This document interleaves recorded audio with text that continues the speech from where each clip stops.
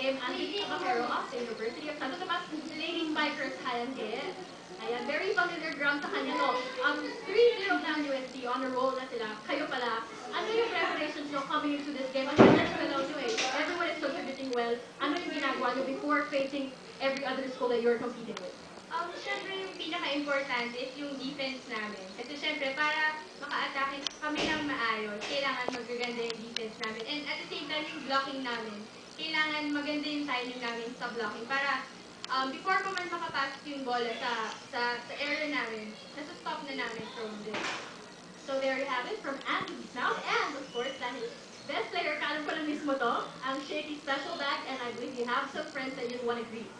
Hi sa mga fans ng UST Men's Volleyball Team. Thank you for supporting us. And hi sa mga dito sa Bulacan.